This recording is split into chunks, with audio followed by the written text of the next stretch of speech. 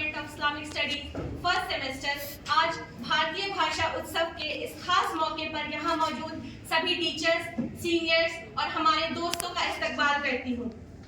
भारतीय भाषा उत्सव में कश्मीरी, भारतीय भाषा उत्सव में बंगाली, भारतीय भाषा उत्सव में मलयाली, भारतीय भाषा उत्सव में हिंदी और भारतीय भाषा उत्सव में भोजपुरी, हम तमाम लैंग्वेज को यहाँ पे सेलिब्रेट करें। गुजरात में गुजराती बोली जाए या अरुणाचल प्रदेश में वहाँ की अपनी भाषा, सबकी अपनी अपनी खूबसूरती है और उसी खूबसूरती को सेलिब्रेट करने के लिए आपके और हमारे दरमियान उस स्टीरियोटाइप और उस प्रेजुडिस को कम करने के लिए भारतीय भाषा उत्सव को मनाने का इनकार किया गया। डिपार्टमेंट ऑफ इस्लामिक स्टडीज की पूरी कोशिश रहेगी कि इससे रिलेटेड जितने प्रोग्राम्स हैं वो करवाए जाए। आप और हम जानते हैं कि हमने 2 प्रोग्राम का इनकार किया है, जिसमें एक स्पीच कंपटीशन एंड दूसरा पोस्टर मेकिंग कंपटीशन। तो स्पीच कंपटीशन में इसका टॉपिक है promotion of Indian regional language and their benefits. Indian language को अगर प्रमोट किया जाए, उसको प्रमोट करने से आपके और हमारे दरमियान क्या मुनाफा उठा सकते हैं, क्या फायदा उठा सकते हैं, हम उस पर आज बात करेंगे। स्पीच कंपटीशन में हमारे पास कुछ पार्टिसिपेंट्स आए हैं और ओपन है कोई भी इसमें पार्टिसिपेट करने के लिए। सिंपल सा रूल है, आप जिस भाषा में बोलना चाहें आप बोलें। आप बंगाली बोलना चाहें, आप गुजराती बोलना चाहें, आप कश्मीरी बोलना चाहें आप बोलें, लेकिन उसको फिर जो हमारी आम लैंग्वेज जामिया मिल्लिया इस्लामिया में जो एक्सेप्टेड है उर्दू, इंग्लिश और हिंदी, इसमें आप उसको एक्सप्लेन करें। मिसाल के तौर पे रविंद्रनाथ टैगोर ने कहा है, विंध्य हिमाचल यमुना गंगा उच्चल जलति तरंगा। ये इतनी खूबसूरत से उन्होंने अपनी खूबसूरती से अपने जज्बात को बयान किया है कि आज वो आपके और हमारे दरमियान नेशनल एंथम के नाम से जाना जाता है। लेकिन उसके मीनिंग को कहीं ना कहीं समझना, उसे प्रोसेस करना, उससे फायदा उठाना, ये हमारा मकसद होना चाहिए। Moving towards the poster making competition, आपने पोस्टर्स बना के लेके आए हैं, कुछ बाकी भी है, कुछ कंप्लीट करके भी आए हैं। हम उसी आधार पे देंगे कि कितने खूबसूरती से उसको प्रेजेंट किया गया है और अपने मैसेज को क्लियरली हमारे सामने दर्शाया गया है। For this, I would like to call Ishaq on the podium for the speech competition. Ishaq.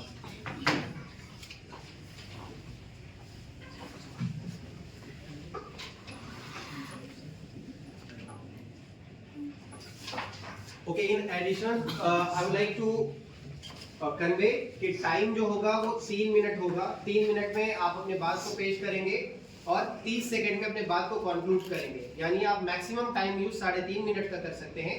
इसके ऊपर अगर आप टाइम लेते हैं तो पेनल्टी मार्क्स के तौर पे उसको आपके ऊपर लागू किया जाएगा।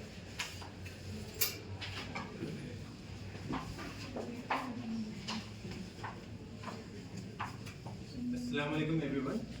I stand for you to present my speech on the topic promotion of Indian regional language and their benefits. India, a land of unparalleled diversity, is home to 22 officially recognized languages and countless dialects. Each of these dialects and regional languages carries the essence of its people, their history, culture, and identity. Today, I stand before you to emphasize the significance of promoting these languages and the immense benefits they bring to our society. Firstly, regional languages are the soul of Indians' culture heritage. They are the carriers of ancient traditions, folklore, and wisdom passed on through generations. Presenting and promoting these languages ensure that we keep alive a rich history and diverse identity. Secondly, promoting regional languages strengthens education, communication. Study shows that children learn better and grasp concepts more quickly when taught in their mother tongue. During their formative years, by embracing regional languages in education, we not only improve literacy rates but also foster deeper connection between students and their roots. Moreover, regional languages play a crucial role in empowering local communities. They provide people with the confidence to express themselves, participate in governance, and access economic documents and government schemes available in regional languages. Inclusivity in achieving, ensuring that no one is left behind. On broader scale, regional languages contribute India's soft power. Languages like Tamil, Bengali, Hindi have enriched global literature, cinema, and art. By promoting these languages internationally, we showcase the depth of our culture and foster global culture exchange. Economically, regional languages promotions creates a job opportunities in translation, publishing, dubbing, and regional content creation.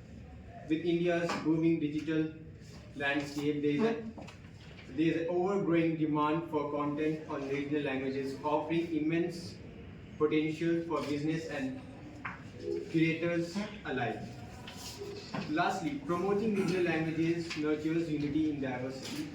While Hindi and English connect us to the nationality of our country, it is our regional languages that build bonds within communities. These celebrations of individual regional languages collectively identify as Indians. In conclusion, the promotion of regional language is not just a cultural imperative but a social and economic necessity.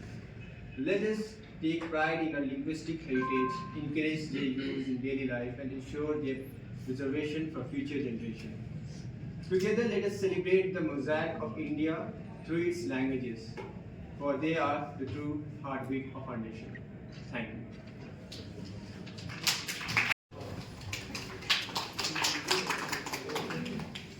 मान्यवर मुख्य अतिथि, शिक्षकगण और एवं मेरे प्रिय साथियों, मैं इस महत्वपूर्ण विषय पर अपने विचार रखने का अवसर देने के लिए आयोजकों का धन्यवाद करना चाहती हूँ। आज हम यहाँ पर भारत की क्षेत्रीय भाषाओं को बढ़ावा देने और उनके लाभ पर चर्चा करने के लिए इकट्ठे हुए हैं।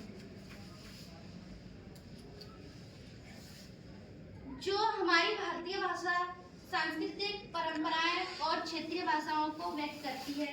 वर्तमान में जब हम अपने वैश्वीकरण से घिरे हुए हैं, उसी तरह हम नहीं मानते कि हम वैश्विक से घिरे हुए हैं, लेकिन हमें इस चीज़ का भी ख्याल रखना चाहिए कि हमारी अपनी हिंदी क्षेत्रीय भाषाओं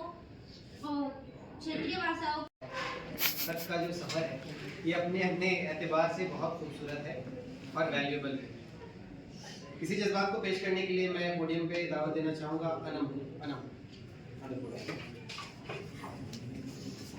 ताली बजाती भाई।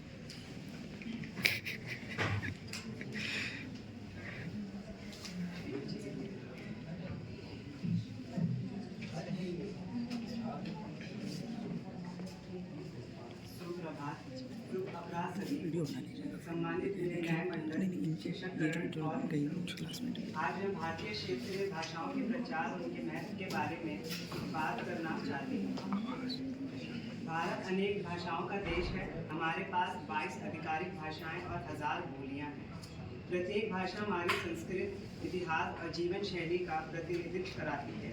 लेकिन आज के समय में बहुत सारी हमारी भाषाएं विलुप्त होती जा रही हैं और इसको हमारे ऊपर इसकी जिम्मेदारी है कि हम इसको बचाकर रखें। आगे बढ़ते हुए मैं ये बोलना चाहती हूँ कि क्षेत्रीय भाषाएं क्यों हमारे लिए इतनी ज़्यादा महत्वपूर्ण हैं। हमारी क्षेत्रीय भाषाएं हमें हमारे जड़ों से जोड़ती हैं, हमारी संस्कृति से जोड़ती हैं और हमारी परंपराओं से जोड़ती हैं। हमारी क्षेत्रीय भाषाओं में हमारी परंपराएं और हमारे ज्ञान छिपा हुआ है। जब हम अपनी मातृभाषा में बोलते हैं तब हम अपनी पहचान और संस्कृति के सबसे करीब आते हैं।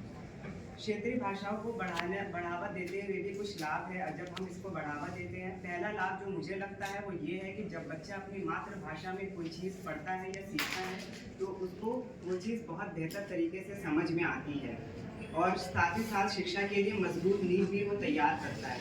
दूसरा जो लाभ मुझे लगता है वो ये है कि अगर हम सरकार, स्कूल और व्यवसायों में क्षेत्रीय भाषाओं का उपयोग करें तो वो जानकारी सभी के लिए बहुत आसानी से मिल सकती है।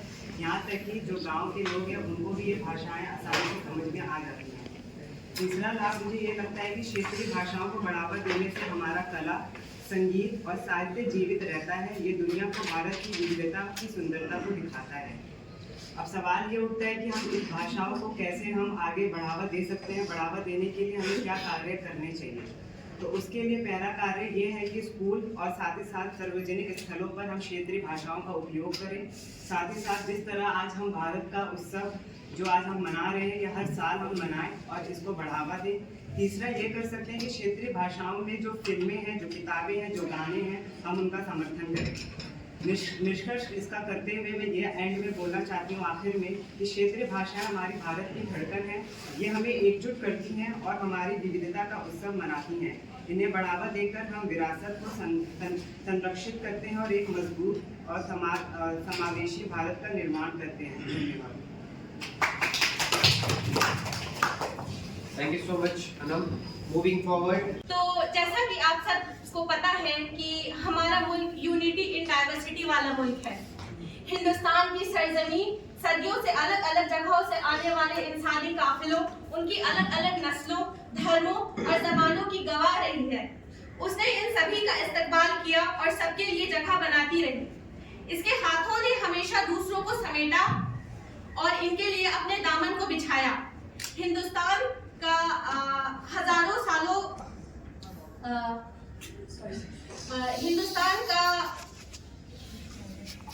हिंदुस्तान का हजारों सालों का इतिहास बताता है कि एक ऐसा मुल्क है जहां अलग अलग जबान को बोलने वाले, अलग अलग मजहबों को मानने वाले, अलग अलग कल्चर की पैरवी करने वाले, अलग अलग नस्लों से संबंध रखने वाले लोग रहते हैं।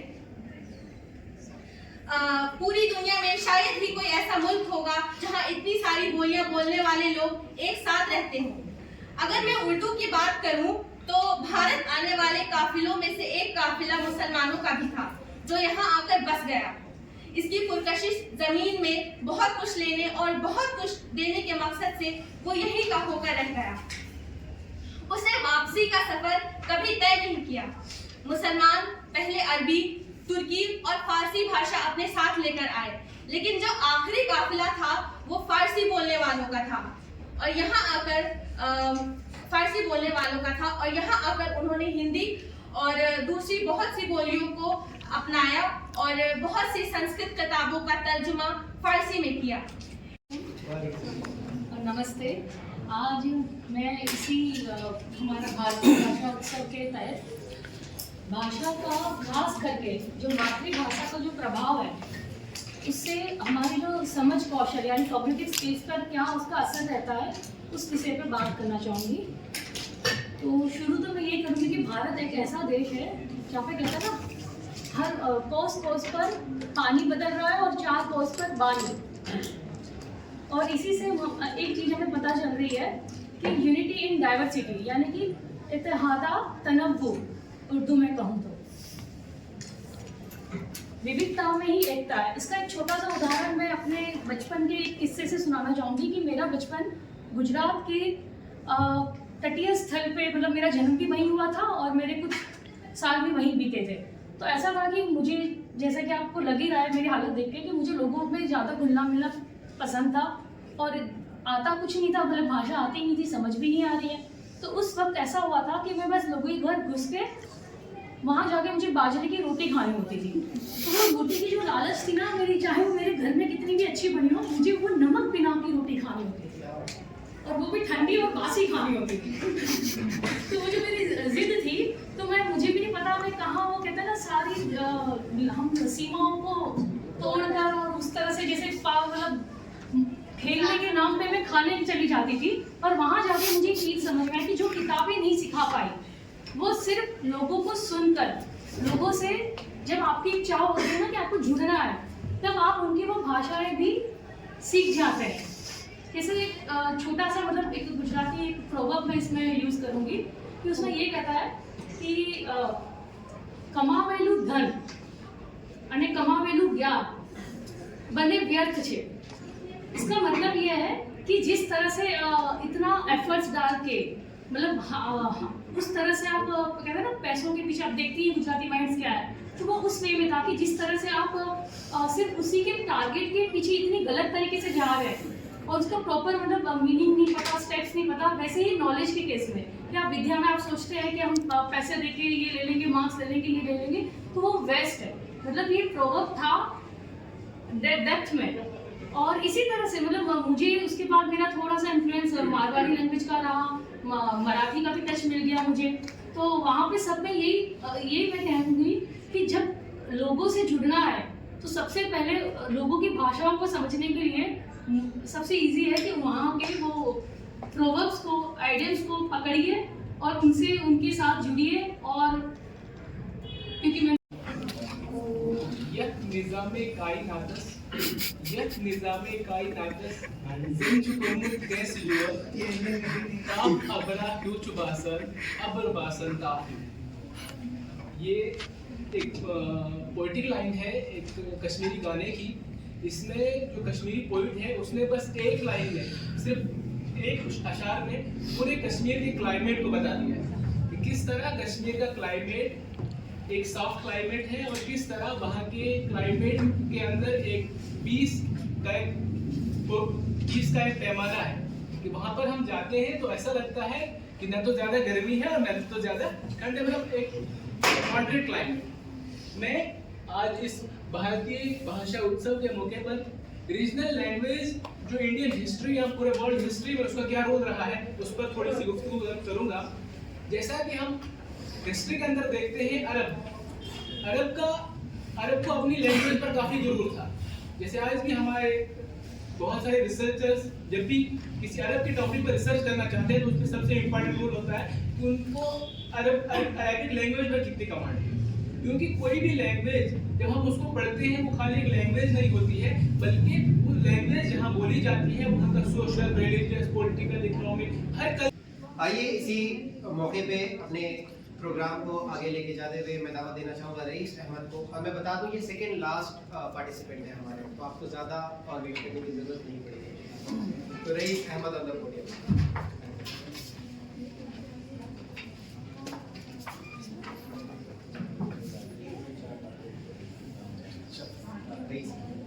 ज़बाने यारे मन तुर्की अमन तुर्की नहीं जाना। अब्दुल्ला भाई जैसे शुरू में जो अशार बोल रहे थे, हम इसी शेर से उसका कह सकते हैं कि ज़बान फैलने की कमी एहसास हो रहा है। अस्सलाम वालेकुम मोहतरम सदर मस्जिद, मुअज़्ज़ज़ हाज़रीन, अस्सलाम वालेकुम। आज मैं एक नहायत ही अहम और हसास मौजू पर गुफ्तगू करना चाहता हूँ। जैसा कि हमारा मौजू है इस मजलिस का भारतीय इलाकाई ज़बानों का फ़रोग़ और उसके अफ़वाइद। हमारा मुल्क भारत जो अपनी तहज़ीबी तनव्वुर और लिसानी दौलत के लिए दुनिया भर में मशहूर है, मुख्तलिफ़ ज़बानों और सकाफ़तों का हसीन इम्तिज़ाज है। इन ज़बानों को फ़रोग़ देना हमारी न सिर्फ जिम्मेदारी है बल्कि ये हमारी पहचान और तरक्की का राज है।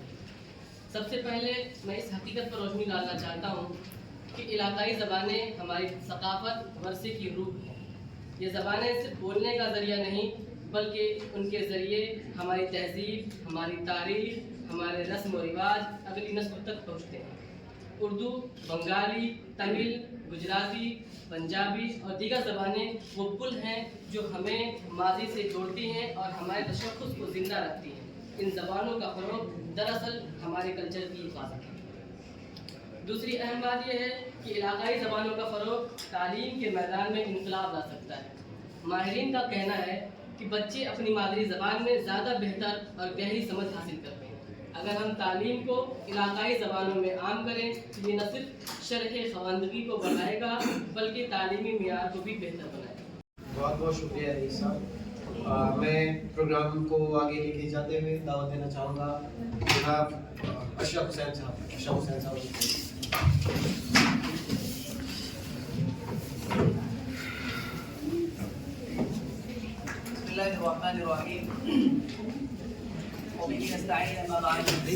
अरे हाथ दर्द होने लगा तेरा।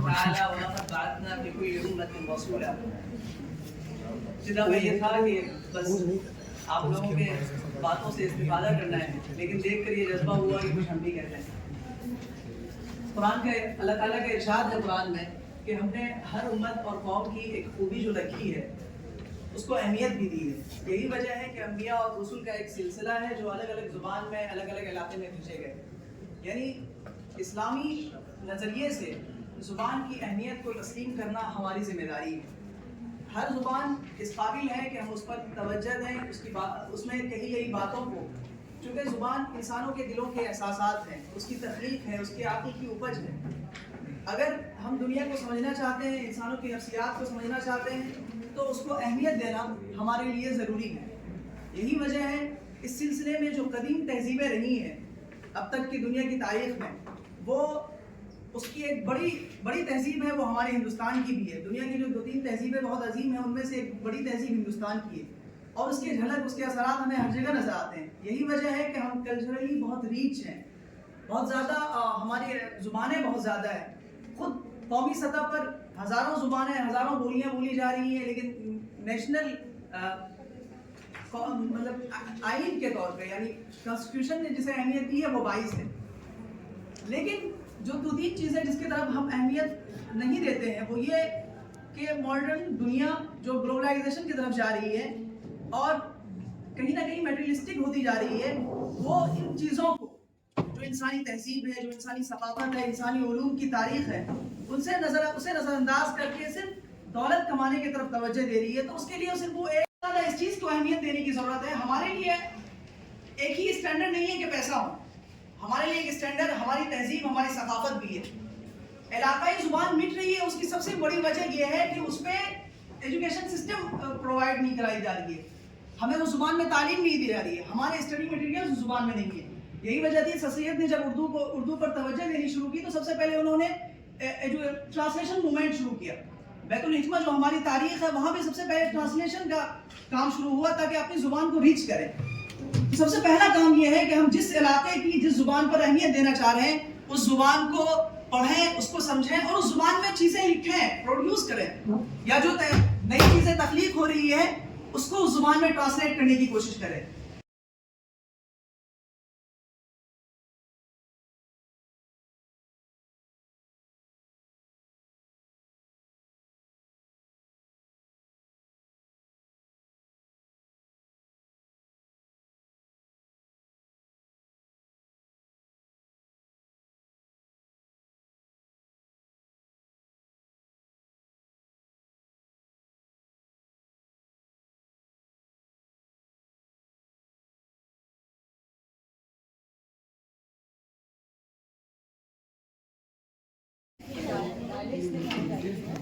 और वही सब एक ही नाम का सवाल है।